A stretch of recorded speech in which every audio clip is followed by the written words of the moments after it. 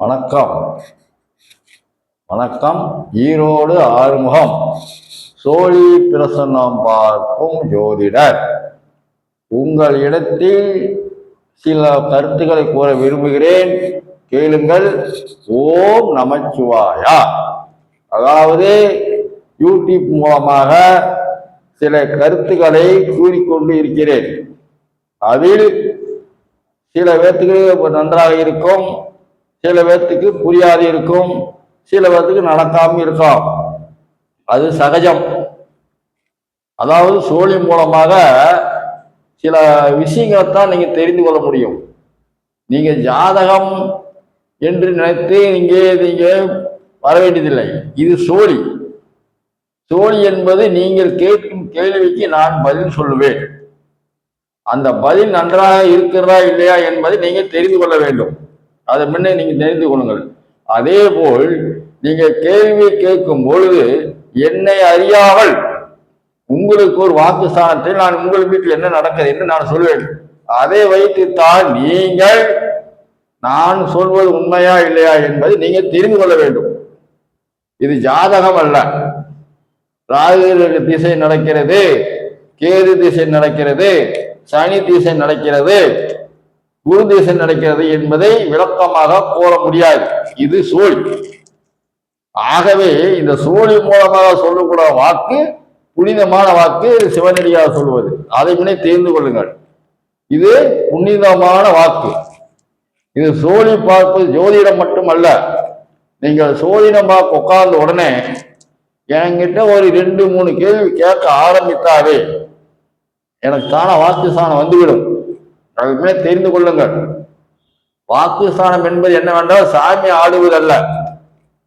அதைமே தெரிந்து கொள்ளுங்கள். வாக்கு ஸ்தானம் என்பது சாமி ஆடுவதல்ல. இந்த சோழியை தொட்டு ஒருவர் நம்ம இடத்துல வந்து நம்பிக்கையோடு வந்து உட்கார்ந்தால் இது வாக்கு ஸ்தானம் தானாக வந்துவிடும். அதுக்கு பேர்தான் வாக்கு ஸ்தானம். சாமி ஆடுவதல்ல. இவர் சாமி சொல்கிறார் என்று எண்ணிவிடாதீர்கள். சாமி அல்ல. அதே போல் ஏதாவது ஒரு பொருள் காணாத போய்விட்டது, உதவியில் இருக்கிறது என்பதை என்கிட்ட கேட்காதீர்கள். அது சோழி சொல்லாது. அதெல்லாம் பொய், பித்தலாட்டம்.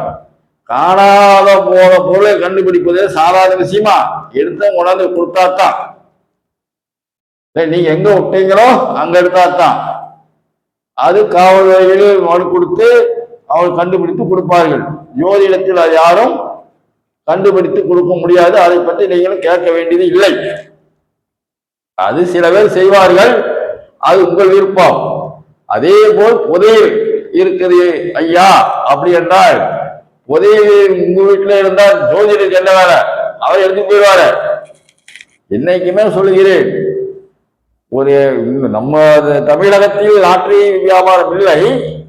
வெளி மாநிலங்களில் விற்பனை செய்து வெளி நாடுகளில் விற்பனை செய்கிறது. விற்கிறவன் சொல்லுகிறான் உனக்கு லட்சம் விழுவது என்று. லட்சம் விழுவது தெரிஞ்சு அவனை வைத்துக் கொள்வான் சீட்டை விற்பனை செய்கிறான். அதாவது இதெல்லாம் ஒரு சொல்லுக்குத்தான் நன்றாக இருக்கும், செயலுக்கு நன்றாக இருக்காது. ஒரு கோயில் அர்ச்சகர் வேலை செய்கிறார், சிவனடிகளார் ஈஸ்வரனுக்கு படைத்து ஈஸ்வரன் நம்ம கொடுக்கும் பொருளை கொடுத்து அபிஷேகம் செய்கிறார். நீங்கள் அதுக்கு 1 லட்சம் செலவு பண்ணலாம், ஒரு 1000 ரூபாய் செலவு பண்ணலாம், 2000 செலவு பண்ணலாம். பண்ணிட்டு வந்தவொடனே ஈஸ்வரன் வழி கொடுக்கல என்று நீங்க வந்து அந்த அர்ச்சகர்கிட்ட நான் செலவு செய்து விட்டு வந்து விட்டேன், எனக்கு எந்த காரியம் ஆகலை, நீங்க அர்ச்சகரை கேட்க முடியுமா? சொல்லுங்க பார்க்கலாம். திருச்செந்தூர் சென்று வந்திருக்கிறீர்கள், சமயவரம் சென்று வந்திருக்கிறீர்கள், திருப்பதி சென்று வந்திருக்கிறீர்கள், காசிக்கு சென்று வந்திருக்கிறீர்கள், ராமேஸ்வரம் சென்று வந்திருக்கிறீர்கள், 10ஆவதுக்கு கருநெல்லி மாலையை வாங்கி போட்டிருக்கிறீர்கள். இப்ப புதுசா வந்து விட்டது கருநெல்லி மாலை. இத்தனையும் வாங்கி போட்டு உங்க காரியம் ஆகவில்லை என்றால் இதுக்கு யாரு செலவு பண்ண காசு யாருக்கு கொடுக்கறது? அதாவது என்னன்னா, நீங்கள் சோழியிடம் சோழி பார்க்க வர்றது ஒரு உங்களுக்கு தெரிந்துகிறதுக்கு, உங்களுடைய நல்லது கெட்டதை தெளிவுபடுத்துவதற்காகத்தான் இந்த சோழி பார்ப்பது. நான் மகான் கிடையாது, ஜோதிடர். மகானாலே முடியாது. எந்த வள்ளலார் மகானி முடியாது, எந்த மல்லாரும் முடியாது. யார் நேரடியா சொல்ல முடியும்? சொல்லுங்க பார்க்கலாம். ஒருவர் சொல்ல முடியுமா? சொல்லுங்க பார்க்கலாம். சொன்னாலும் ஜோதிடத்தை விட்டுரு, யாராடி முடியாது. எப்படி முடியும்? முடிந்தால் எதுக்கு கொரோனா காலத்தில் அவ்வளவு மக்கள் இறந்தார்கள். ஆனா நான் வேணா சொல்லியிருந்தேன், ஒரு அப்பொழுது வீடியோ கட்ட இல்லை, செல்லு இல்லை, ஒரு நோய் பரவும் என்று. அது ஒருத்தருக்கு தெரியும்.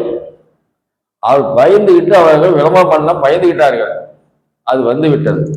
நான் அதுக்கு ஆதாரம் காமிக்க முடியாது. யாரையும் அப்ப செல்லு இல்லை. இப்பொழுது சொல்லுகிறேன், நமது நாட்டுக்கு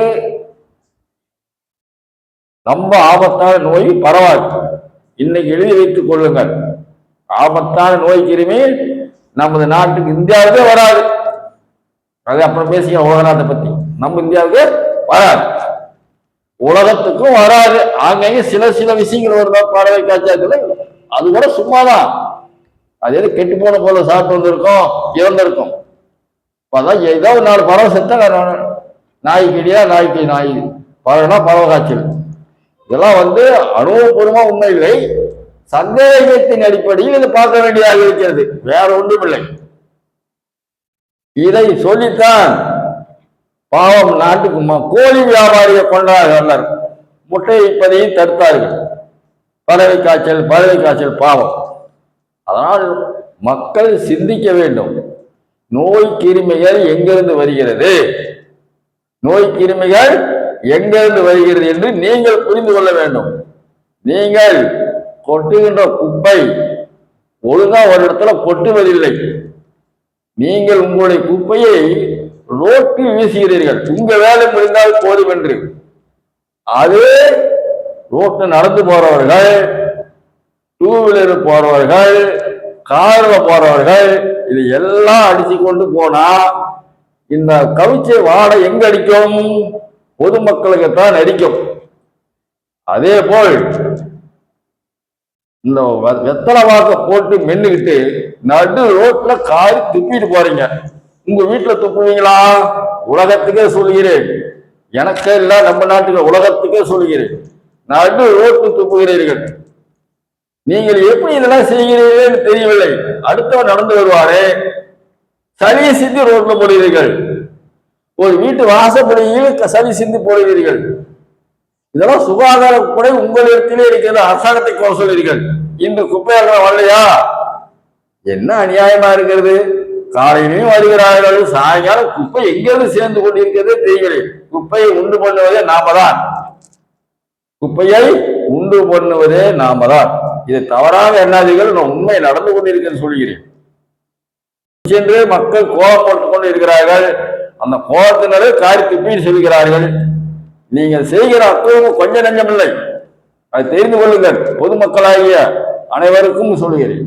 தண்ணி பாட்டு ரோட்டில் விசிறீர்கள், பழத்தை தின்று ரோட்டில் விசிறீர்கள், காரி துப்புறீர்கள், ஹோட்டல்ல சாப்பிட்டு வந்த ரோட்டில் விசிறீர்கள். எல்லாம் நம்ம செய்கிற தவறு தான் நோயாக மாறுகிறது. நோய் எங்கிருந்து வெளியிலிருந்து வரலை, நல்லா தெரிந்து கொள்ளுங்கள். நோயின் ஆகாயத்திலிருந்து இறங்கவில்லை. நோயை உண்டு பண்ணுவதே நாம தான், அதை புரிந்து கொள்ள அரசாங்கமும் கிடையாது. தரமான உணவு கொடுத்தவர அதை நெடுவ பண்ணிட்டு போறீர்கள், அதை தெரிந்து கொள்ளுங்கள். அதே போல் திருவிழாக்களில் அன்னதானம் கோயிலில் தருகிறார்கள். உங்களுக்கு தேவைக்கிறது இன்னும் போடு வாங்கிட்டு நெடுவா கொட்டிட்டு போகிறோம். அனைத்து திருவிழாவிலும் சிவன்ராத்திரி திருவிழா, மாரியம்மன் திருவிழா, பெருமாள் திருவிழா, அனைத்து போடலாம். 6 இட்லி சாப்பிடலாம். ஆனா 10 இட்லி கொடுத்தாலும் நிக்கிறீங்க, 2 இட்லி கூட நீங்க அந்த அன்ன சேதாரம் பண்றது கணக்கே இல்லை. செய்கிறது கஷ்டப்பட்டு செய்கிறது கொள்ளுங்கள். எவ்வளவு சிரமம் உணவு தயாரிப்பது தெரியுங்களா? அந்த உணவை பக்குவமாக எடுத்து செல்லாமல் நீங்கள் நெடுவ ரோட்ல எட்டு போட்டு போயிடும். அதை சுத்தம் செய்வதாரு சொல்லுங்கள். அரசாங்கம் நீங்க குறை சொல்லுகிறீர்கள். போட்டு போது நீங்க, காலையில திட்டுறது நீங்க. அந்த பாக்கு மட்டையெல்லாம் படாத கஷ்டப்படுது பேப்பர் தட்டு. உங்களுக்கு உணவு கொடுத்ததும் இல்லாமல், அன்னதானம் பண்ணுவதும் இல்லாமல், அந்த தட்டு நிறுவ ரோட்டு கிடக்குது. தயவு செய்து என்னைக்காவது திட்டாதீங்களா, ஜோதிடத்தை தான் சொல்ல வந்தேன். சில பேர் இந்த இதை சொல்லுங்கள் ஐயான்னு சொன்னார்கள். ஆகாதான் சொல்லுகிறேன். பொதுமக்கள் நன்றாக நீங்கள் இருந்தால் வருகின்ற நோயை தடுத்து நிறுத்தலாம். அதை தெரிந்து கொள்ளுங்கள். நோய் உண்டு பண்ணுவது பொதுமக்கள் கையிலும் இருக்கிறது. நோய் எங்கிருந்து வெளியிருந்து பக்கத்துக்குள்ள வராது. நோய் நாமளே தான் உண்டு பண்ணிக்கிறோம். 2 நாளைக்கு சமைச்சோட வீட்டில் வைத்திருந்தால் என்ன வாரடிக்கும், அதை புரிந்து கொள்ளுங்கள். நீங்க அது புரியாமல் அன்னதானம் போடுகின்ற இடத்தில் வாங்கிட்டு வந்து கீழே கொண்டுகிறீர்கள். ஒரு ஸ்கூல், கல்வி நிலையம், மருத்துவமனை எங்கேயும் பார்க்கவில்லை, எங்கால் தூக்கி ஏற்றி எறிகிறீர்கள். அது எல்லாத்தையும் பார்த்துக் கொண்டிருக்கிறது. தமிழ்நாடு போறாமே இருக்கு, இந்தியா போறோம். இதை நீங்க முழுங்கா கண்டுபிடித்து நினைச்சு மனசார நாம் தவறு செய்கிறோம் என்று நீங்க நினைத்தால் கண்டிப்பாக மருத்துவத்திலிருந்து நம்ம ஜெயித்து விடலாம். நோயிலிருந்து அது தெரிந்து கொள்ளுங்க. சாதாரண காய்ச்சல் கூட வராது. அதுக்கு நாம தான் காரணம். என்ன சொல்கிறேன் என்றால், பக்தர்கள் மாலை போட்டு கோயிலுக்கு செல்கிறார்கள். அந்த ரோட்ல என்ன நடக்குது, காரி துப்புறாங்க. அதை முடிச்சுதான் கோயிலுக்கு போறாங்க. பாவம், காரி துப்புறவங்க தான் பாவம், நாக்கவங்களுக்கு இல்லை. அது தெரிந்து கொள்ளுங்க. டிச் இருக்கிறது, ஓரமாக ஓடை இருக்கிறது, கொஞ்சம் தாக்கு பிடிச்சி வண்டி ஓரம் பண்ணிட்டு திப்பிட்டு போங்க. அதாவது இதை நான் சொல்லக்கூடாது, இருந்தாலும் இந்த நோய்கள் பரவுகிறது என்ற சுகாதாரத்துறை அறிவுறுத்தினால் நான் இதை உங்களுக்கு தெளிவாக எடுத்து சொல்கிறேன். இதை நீங்க தவறாக இருந்தால் மன்னித்து விடுங்கள். நான் ஜோதிடத்தை பற்றி சொல்கிறேன். வருகின்ற 6/3 அன்று சனி பயிற்சி வருகிறது. அந்த சனி பயிற்சி 1ஆம் தேதியே பொது பலனை சொல்லிவிடுவேன். 2ஆம் தேதி 12 ராசிக்கும் உங்களுக்கு பலனை சொல்ல இருக்கிறேன். நன்றாக பாருங்கள், உங்க பலனை தெரிந்து கொள்ளுங்கள். என்னுடைய யூடியூப் சேனலை பார்க்க விரும்புகிறவர்கள் ஈரோடு ஆறுமுகம் பெரியசாமி என்றால் யூடியூப் சேனல் ஓப்பன் ஆகும், பாருங்கள். தயவு செய்து சப்ஸ்கிரைப் செய்யுங்கள், லைக் பண்ணுங்கள். என்னுடைய அலுவலகம் ஈரோடு மரப்பாலம் தேவி மருத்துவமனை அருகில் சீனியன் தோட்டம் என்ற இடத்தில் செயல்படுகிறது. முன்பதிவு செய்து கொண்டு வாருங்கள். காலை 7 மணி முதல் 12 மணி வரை தான் சோழி பார்க்கப்படும். நீங்க அந்த நேரத்துக்கு புக் பண்ணிட்டு வந்தால் போதும். அது நன்றாக பதில் உங்களுக்கு கிடைக்கும். அது வரைக்கும் நீங்கள் இரவு நேரங்களில் பார்ப்பதில்லை, மாலை நேரங்களில் பார்ப்பதில்லை. வணக்கம். ஓம் நமச்சிவாயா.